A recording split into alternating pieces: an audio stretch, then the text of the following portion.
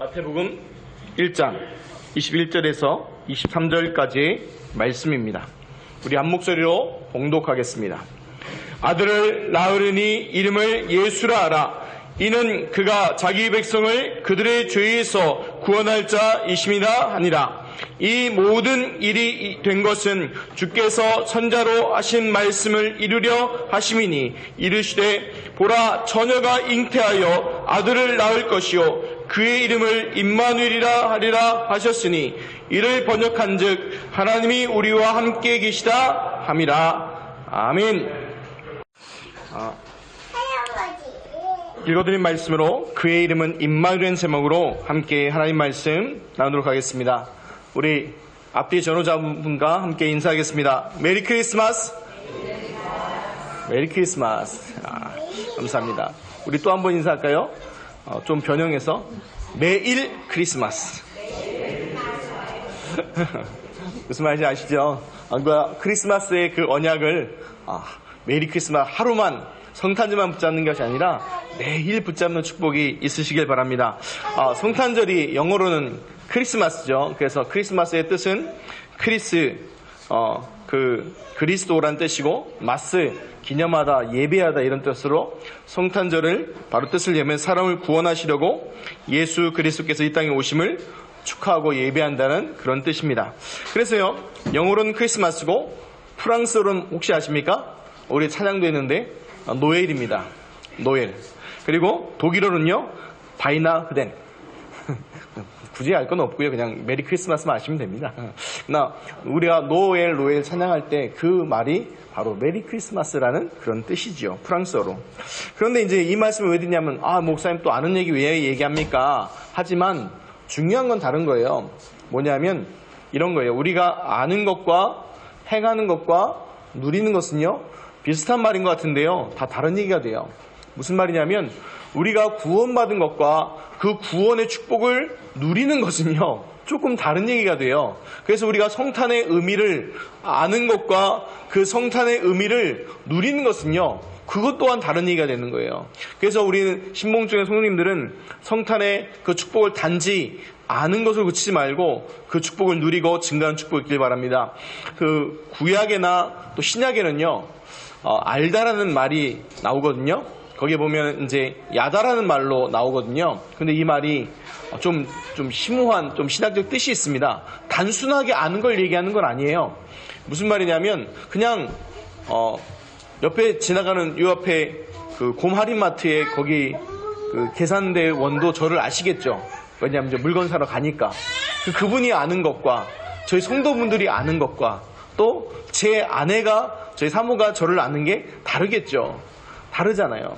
그래서 그걸 보고 야다라고 얘기하는 거거든요. 그래서 성경에서 내가 너를 알았노니 아니면 주의 계명을 알 때에 이럴 때 얘기할 때 그게 야다가 쓰여지거든요. 우리가 그 말씀을 왜 드리냐면 우리가 성탄절에 예수가 그리스도라는 것과 그 그리스도께서 우리에게 행하신 것들을 뭐 하는 거예요? 단순한 정보로 아는 걸 아는 게 아니라 실제로 경험적, 체험적으로 누려지는 것이요 굉장히 중요하다는 겁니다. 그러지 않으면요 뭐예요? 종교생활이에요. 아무런 거 놓치고 없어져 버리는 거예요. 그래서 오늘 말씀에 보면 그의 이름을 임마누엘이라 하리라 했지 않았습니까? 이 말씀도요 중요한 거예요. 뭡니까? 하나님께서 우리와 함께 하시겠다는 뜻이잖아요. 근데 이거 알죠? 그런데 이렇게 물어보면 또 다른 얘기가 돼요. 임마누엘 축복을 누리고 계십니까? 그러면요 이제요 다른 얘기가 또 되는 거예요. 그래서 저는 우리 신봉중의 성도님들이 이것들을 단순한 정보로 아는 것이 아니라 실제로 내가 그걸 누리고 그 응답에 증인되는 축복이 있으시기를 예수 그리스도의 이름으로 축원드립니다. 어제 이제 막 김영만 PD님이라고 제가 예전에 섬기던 교회의 장로님이셨거든요. 그래서 그 교회 그때 이제 뭐 작품들 만드시고 하시는 거 이제 영상으로 보고 있는데 그러니까 어제 밤에도 이제 그런 영상물을 KBS를 통해서 나오더라고요. 걸레성자 손정도라는 성탄 특집 다큐멘터리인데요. 물론 내용은 이게 다 감사하고 좋고 하는데 저도 이제 약간 율법적인 것들이 있어서 그런지 뭐지 마음에 하나 딱 걸리더라고요. 어떤 분이 얘기하는 게 마음에 딱 걸리더라고요. 뭐가 걸리냐면 하나님께서 예수님께서 종의 몸을 빌어서 가장 낮은 곳에 오셨는데 그 죽음이 안타깝고 슬프다고 얘기하시더라고요. 제가 믿는 신앙하고 너무 다르더라고요. 왜 그러냐면 예수님께서 이 땅에 오신 이유가 뭐죠? 마가복음 10장 45절은요, 분명히 이렇게 하고 계십니다. 인자가 온 것은 섬김을 받으려 함이 아니요 도리어 섬기려 하고 자기 목숨을 많은 사람의 대속물로 주려 하기 위해서 오셨다고 분명히 얘기하십니다. 그러니까 얼레벌레 하다가 돌아가신 게 아니라고 분명히 성경에 얘기하시고 계십니다. 그 모든 것이 구약에 예언되어 있고 이 말씀해 놓은 걸요 성취하신 거예요. 그리고 더 정확히 표현하면 그 생명을 누가 대신 죽일 수 있겠습니까? 내어주신 거예요. 그런데 그거를 그렇게 표현하신 거 보면서 갑자기 이렇게 마음이 조금 언짢아지더라고요. 근데 왜 그런 말씀 드리냐면 저는 제가 믿는 것과 제가 성경에 나온 거 발견할 때는요, 그게 아니거든요. 성경에서는 예수 그리스도의 죽으심이 힘이 없어서 죽으신 것이 아니에요. 요한복음에는 뭐라고 표현되어 있습니까? 그 죽으심과 고난받은 것을 영광 받으시기 전이라고 얘기해요. 그 고난과 십자가의 고난과 그것을요 영광이라고 표현하시는 거예요. 아니 우리로서는 이해가 안 가죠. 어떻게 그게 영광입니까? 그게 바로 뭡니까? 구약의 모든 예언을 성취하시고 완성하시는 그 구원의 역사가 이루어진 현장이 어디예요? 십자가 현장 아닙니까? 그리고 우리 사람의 입장에서 보면요, 그 십자가 현장이 어떤 현장이에요? 우리가 구원받고 하나님 자녀의 신분과 권세를 누릴 수 있는 중요한 축복의 통로 현장이 그 현장이에요. 그래서 저는요, 예수 그리스도의 죽으심은 어떤 죽으심이에요? 억울한 죽으심, 원통한 죽으심이 아니라 뭐예요? 우리의 생명을 살리기 위한 하나님의 방법이요, 죽음과 사망의 모든 것을 꺾으신 그 부활하시는 그 죽음의 그 모든 것을 이기시는 그 부활이라는 거예요. 그래서요, 우리 성도님들은요, 사람을 구원하기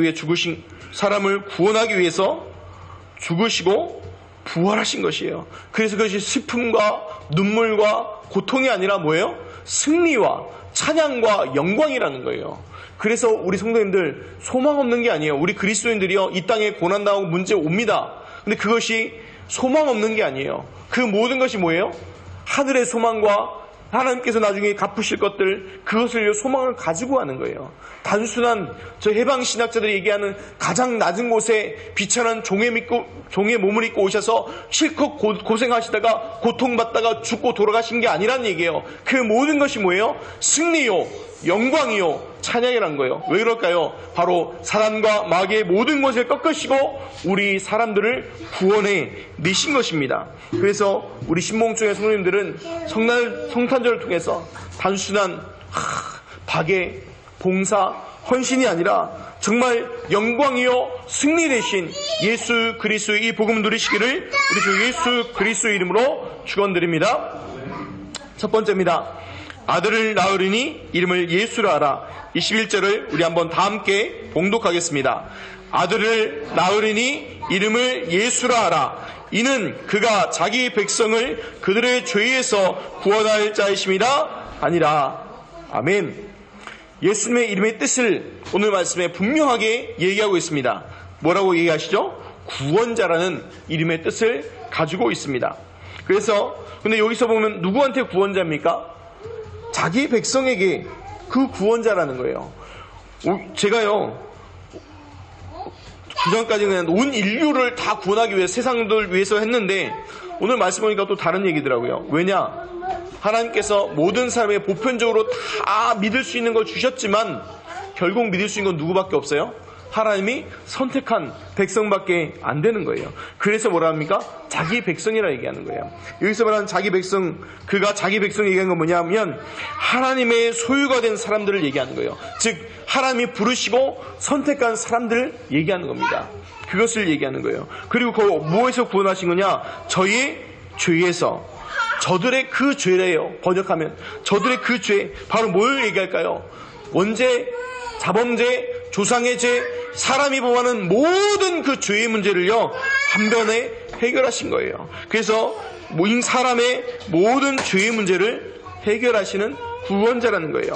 그래서 로마서 8장 1절 2절은요 사도 바울이 이렇게 고백합니다. 그러므로 이제 그리스도 예수 안에 있는 자에게는 결코 정죄함이 없나니 이는 그리스도 예수 안에 있는 생명의 성령의 법이 죄와 사망의 법에서 너희를 해방했음이라고 말씀하고 계십니다. 그래서요, 우리가요 더 이상 죄와 저주 재앙에 묶일 이유가 없습니다.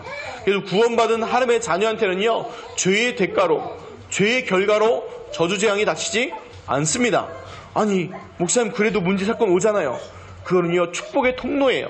하나님께서 구원하고 전도 선교를 위한 중요한 축복의 통로지, 그것 때문에 문제 오고 망하지 않는다는 거예요. 제가요, 예화를 드는 거예요. 예전에는 전도사 때는 아무 생각 없이 예화 들었어요. 근데 나중에요, 렘넌트들이 하는 얘기를 듣고요, 예화 드는 게 되게 조심스럽더라고요. 왜냐하면 현장의 얘기를 하니까 현장에 만났던 그 아이가 교회에 오니까 어머 제가 쟤래 이래 돼버리는 거예요. 어떤 일이 있었냐면 어떤 전도사님이 계셨는데 이 전도사님이요, 주사역이 뭐였냐면 술집, 일면 얘기하는 템프로, 거기 전도를 많이 하셨어요.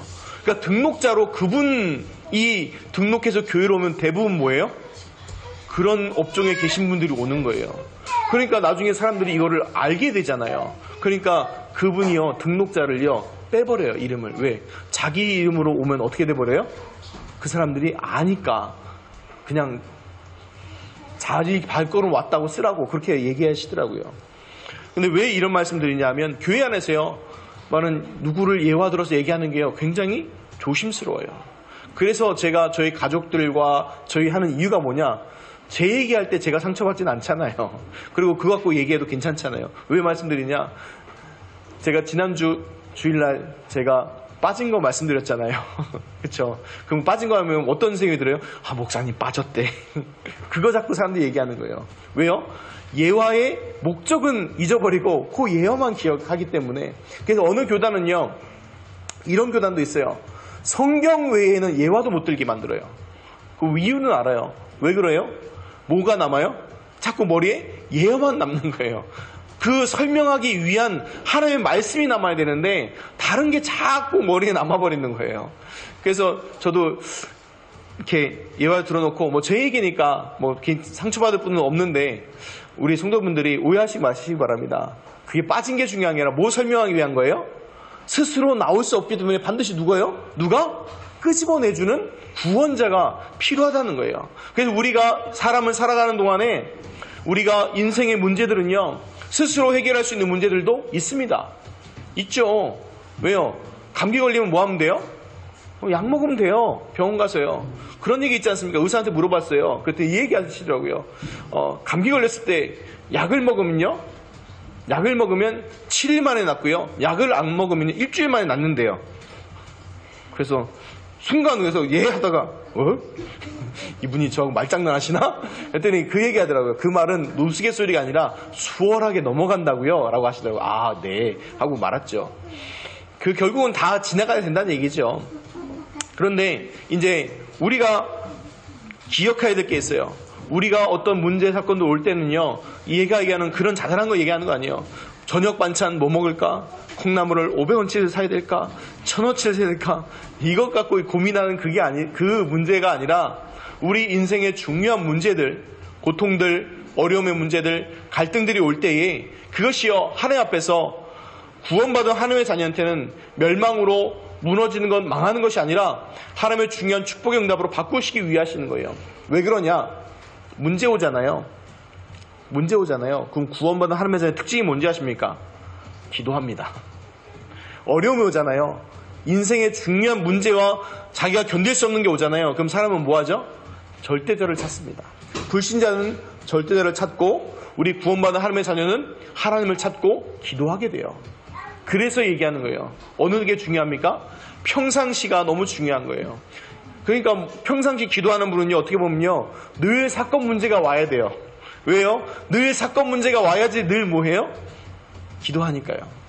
그러니까 우리 성도님들 문제 사건 오시기 전에 하나님과 깊은 기도의 축복의 응답들 누리시길 바랍니다.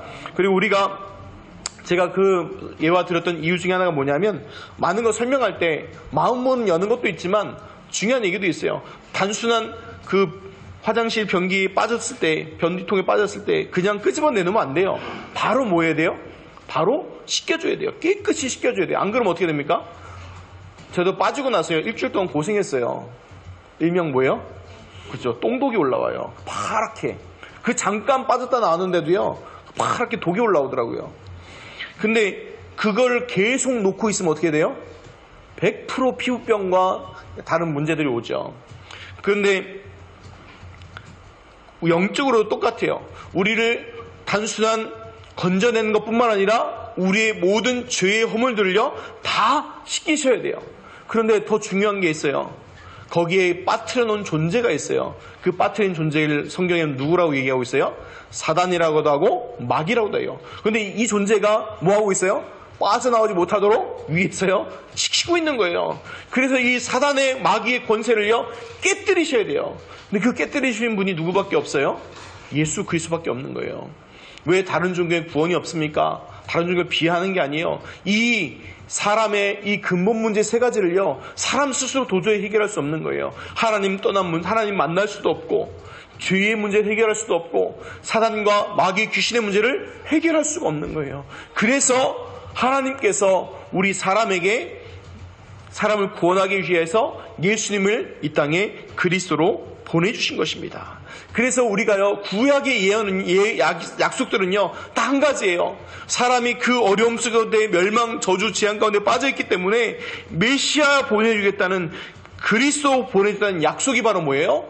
구약의 약속이에요. 근데 그 약속이 성취된 말씀을 지금 오늘 읽은 거고요. 그 언약에 성취된 것을 기념하는 날이 바로 뭐예요? 성탄절이라는 거예요.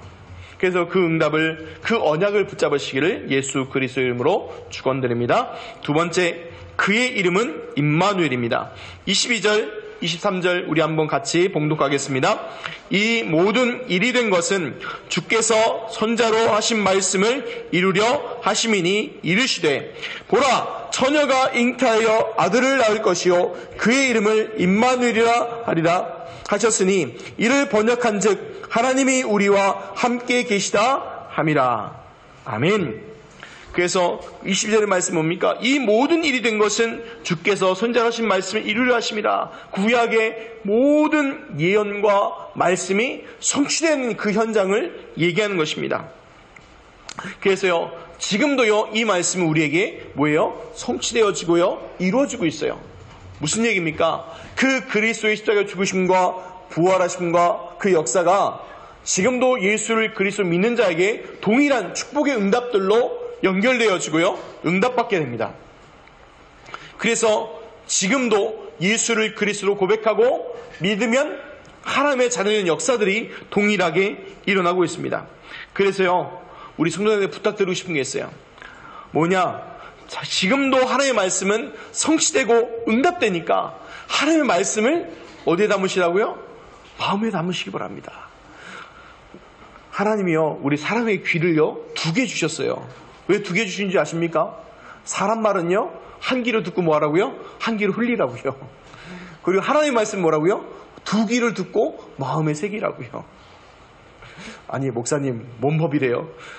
하나님 그렇게 만드셨어요. 그래서 사람의 말을 마음에 두지 마세요. 부탁드립니다. 이유가 있어요. 사람의 말은요 지금은 맞는지도 몰라요. 어떻게 맞을 수도 있을 수도 있어요. 그런데 나중에요 완전 틀리고요 완전 다른 얘기가 돼요. 그런데 하나님의 말씀은요 어떻게 돼요? 지금도 정답, 응답, 해답이지만 시간이 지날수록요 더 큰 응답으로 연결되어집니다. 그래서 우리 성도님들 마음속에다가 뭘 담으세요? 하나님의 말씀을 담으시기 바랍니다. 중요한 신앙의 인물들 특징 중에 무엇인지 아십니까? 그들이 그냥 내 역신의 야망과 소원을 이루기 위해 달려갔던 사람들이 아니에요. 아브라함 링컨 같은 사람은요 지금요 역대로 미국 대통령 중에서 가장 존경받는 대통령이잖아요. 근데 그 아브라함이 붙잡은 약속이 있어요. 말씀이 있어요. 그 말씀이 뭡니까? 헬라인이나 유대인이나 뭐가 없어요? 차별이 없다는 그 말씀을요 붙잡았어요. 그 말씀 붙잡고 뭐 한 거예요? 노예 해방과 또 그런 일들을, 개혁들을 하게 된 거예요. 그것뿐만 아닙니다. 그 많은 수많은 정치인들과 또 군인들과 그 사람들이요 뭘 붙잡았어요? 하나님의 말씀 붙잡았어요. 근데 그 말씀이 어떻게 됐습니까? 그 말씀이 성취되어지고 응답되어지고 이끌어갔어요. 우리 성도님들 제발 말씀 부탁드리는 게 하나님의 말씀을 마음에 담으시기 바랍니다. 그래서 다른 거 담으면요 결국 어떻게 되냐면 너 죽고 나 죽고 다 죽어요. 그런데요 하나님의 말씀을 담잖아요. 그럼 어떤 일이 일어나냐? 나 살고요 다른 사람도 살려요. 그게 하나님의 놀라운 신비예요. 그래서 어떻게 말하면요 우리 성도님한테 어려움 오는 거는요 나 살리는 것도 있지만 옆에도 살리는 응답 주기 위해서라는 거예요. 그래서 이렇게 보면 하나님 이런 사람 있지 않습니까? 저 원수만 없었으면 좋겠다. 혹시 있으십니까? 그런데요 그 가장 나를 나답게 만들고 하나님 앞에 서게 만들고 하나님의 응답을 받게 만드는 존재가 그게 원수예요. 원수 마귀 사단 얘기하는 게 아니고요 육신의 원수 얘기하는 거예요. 그래서 그 사람을 복음으로 살리는 중요한 응답이 넘치시기를 예수 그리스도 이름으로 축원드립니다. 불신자들은요 오늘 말씀은요 23절 보면 불신자들 도저히 이해할 수 없는 말씀입니다. 어떻게 처녀가 잉타하여 아들을 낳냐. 여기 그래서 처녀를요 원래 원뜻은 처녀가 뜻이 남자를 모르는 남자와 관계하지 않은 처녀 동정녀를 얘기하거든요. 그러니까 나중에 말이 안 된다 사람들이 생각하니까 뭐라고 해석합니까? 결혼하지 않은 처녀 얘기하는 거예요. 그러니까 결혼하지 않고도 애 낳을 수 있잖아요. 그러니까 그거를 자꾸 얘기하는 거예요. 그런데 그거 속지 마시기 바랍니다. 많은 사람들이 불신자들이 동정녀 탄생의 비과학성을 얘기하는데요. 정말 언약 붙잡고 영적인 사실을 보면요 비과학이 아니라 과학을 뛰어넘는 초과학입니다. 저희 집이요 재밌습니다. 혈액형이 보면요 제가 보시다시피 A형이에요. 물어보면 저 얘기합니다. 스몰 A형입니다. 그런데 이제 제 아내가 B형이에요. 그리고 저희 집안에 혈액형 다 있어요. 저 A형, 제 아내 B형, 저희 아이들 A, B형, O형. 그래서 혈액형이 다 달라요. 신기하죠. 어떻게 이렇게 종합 선물 세트로 줄 수 있는지. 아무튼 나중에 헌혈하러 가면 그 헌혈에 대해서 좋아하실 텐데. 아무튼 근데 그 이유가 있어요. 뭐냐면 그냥 그런가 보다 하시는데 뭔 얘기냐면 그 엄마와 태와요 피가 통해요 안 통해요? 안 통합니다. 왜냐하면 피는 같은 혈액형끼리 아니면요 피는 뭐 해야 돼요? 섞으면 응고돼 버려요. 그래서 뭐예요? 죽어요. 그런데 생각해 보세요. 애기 엄마와 그 태와 피가 만약에 통한다면 어떻게 돼요? 혈액형이 같을 수가 혈액형이 같아야 되잖아요. 근데 어떻게 돼요? 다 달라요. 그러면 이렇게 생각합니까? 목사님 혹시나 데려오셨나요? 아니에요. 그 얘기가 아니에요. 다 다를 수 있어요. 왜요? 그래서 얘기하는 거예요. 왜 이 얘기를 했냐? 성경에 뭐라고 했냐면 그 피를 통해서요 그 원죄가요 계속 흘러간다는 거예요. 그래서 그 원죄가 계속 내려오는 거예요. 왜요? 남자의 그 피를 통해서요 계속해서 그 원죄가요 후대에 계속 내려가져요. 그래서 모든 사람은 남자의 후손이 뭘 갖고 태어나는 거예요? 원죄를 갖고 나게 되는 거예요. 그러나 그 원죄 없이 태어나야 되잖아요. 왜요? 죄 없이 사람의 죄를 위해서 대신 죽으셔야 되니까 죄 없이 태어나야 돼요. 그래서 어떻게 태어나신 거예요? 동정녀의 몸을 입고 태어나신 거예요. 그래야지 뭐가 없어요? 원죄 없이 태어나신 거예요. 그래서 얘기하는 거예요. 동정녀 탄생의 비과학성이 아니라 동정녀 탄생의 초과학이에요. 이건요. 과학을 뛰어넘는. 그래서 영적인 걸 알고 보면요. 그게 맞는 거예요. 그래서 우리가 육신적인 시스템들, 이런 몸의 시스템들이요. 그 속에다가 하나님 복음 깨달을 수 있는 것을요. 다 넣어놨어요. 다 넣어놨어요. 지금 시간 짧아 다 얘기할 수 없는데 우리가 태어나는 것 있잖아요. 그 태어나는 것 자체도요. 하나님이 복음을 넣어놨어요. 무슨 얘기입니까? 우리가 난자 있잖아요. 난자를 그 생명과학자들은 뭐라고 하냐면 난자 그 자체도 생명이라고 얘기해요. 뭐예요? 15일의 주기를 가지고 살잖아요. 살다가 어떻게 돼요? 죽고 배출돼서 죽어버리고 끝나잖아요. 그런데 특수한 일이 일어나면 외부에서 뭔가가 들어와서 그 안에 함께 들어가는 뭐가 돼버려요? 새로운 생명이 돼버리잖아요. 생명이 돼서 태어나게 되잖아요. 똑같습니다. 우리가 하나님 모르고 살면 어떻게 돼요? 어떻게 살아게 돼요? 그냥 살아요. 살다가 이 육신을 가지고 살다가 죽고 어디로 가버려요? 지옥 가는 그 멸망 상태로 가버리는 거예요. 그러나 특별한 일이 벌어지면 예수님을 그리스도 믿는 그 응답이 우리 안에 성령이 들어와 보시면 어떻게 돼요? 본 어게인, 거듭나져서 새로운 삶이 돼서 새로운 삶으로 거듭나지는 거예요. 그때부터 뭐가 되는 거예요? 삶이 되는 거예요. 그래서 요한복음 3장에 예수님이 얘기하시죠. 그 태어난 것처럼 거듭나는 것에 대해서 말씀하시는 거예요. 그래서 우리가 하나님께서요, 만물 속에다가 뭘 집어넣었어요? 하나님을 알만한 것들을요, 집어넣었다고 얘기하시는 거예요. 그래서 뭐 못한다는 거예요? 핑계하지 못한다는 거예요. 아니, 어떤 분은 얘기합니다. 이순신 장군은 복음 못 들었는데 핑계하지 못해요. 왜요? 만물 속에다가 하나님을 알만한 것들을 넣어놨기 때문에. 그래서 우리가 왜 복음 전해야 되냐? 그 핑계하지 못하는 사람들에게 복음을 알게 해줄 거 아닙니까? 그래서 성탄절은요, 어떻게 보면 우리 성도님들을 가정복음화의 중요한 축복의 응답의 날로 바꾸시기 바랍니다. 무슨 말이냐? 가족들끼리 모였어요. 친구들끼리 돌아다니는 게 아니라 가족과 함께 하면서 가족복음화의 중요한 언약 붙잡고 그 응답 누리시기 바랍니다. 그래서 오늘 말씀에 보면 23절에 보십시오. 보라! 처녀가 잉태하여 아들을 낳을 것이라 그 말 하잖아요. 여기서 보라, 감탄하는 거예요. 뭐에 대한 감탄하는 겁니까? 초과학에 대해서, 하나님의 역사에 대해서, 하나님의 능력에 대해서 그 감탄하는 것이 나오게 되는 것입니다. 그래서 처녀가 잉태하여 아들을 낳을 것이요 그의 이름을 임마누엘이라 하였습니다. 하나님이 우리와 함께 계시다. 엄청난 얘기죠. 그래서 이 언약을 이루신 분이 바로 누굽니까? 예수 그리스도십니다. 그 언약을 붙잡는 날이 바로 성탄절입니다. 그래서 이 축복을 누리시는 증인으로 하나님께서 우리 성도님을 부린 줄 믿습니다. 그래서요, 메리 크리스마스도 맞지만 뭐라고요? 매일 크리스마스. 우리 한번 마지막 다시 한번 더 인사할까요? 매일 크리스마스. 자, 결론으로 얘기합니다. 자, 제가 이제 단팥을 별로 안 좋아합니다만 이런 말이 있어요. 안고 없는 찐빵이라고 그러죠. 그 뭐가 있다는 거예요? 핵심이 빠진 걸 얘기하죠. 근데 저는 개인적으로 안고 없는 찐빵을 좋아하긴 합니다만 근데 이제 중요한 걸 빠진 걸 얘기하잖아요. 근데 제가 이 얘기를 왜 드리냐면 요즘 어떤 분이 칼럼을 쓰였더라고요. 그리스도 없는 성탄절. 그 얘기를 읽어보니까 너무 맞더라고요. 세상에서는 이미 그리스도가 사라졌어요. 그렇죠. 이미 주인공은 누구예요? 허허허 메리 크리스마스 이러면서 누가 차지했어요? 산타가 주인공이 돼버렸어요. 이미. 그리고요, 이제 더 심해져서 다른 것들 나오죠.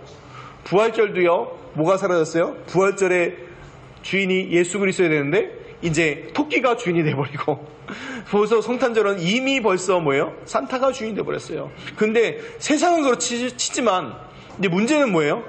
교회 안에서도 주인이 그리스도가 아닌 게 돼버렸어요. 무슨 얘기냐?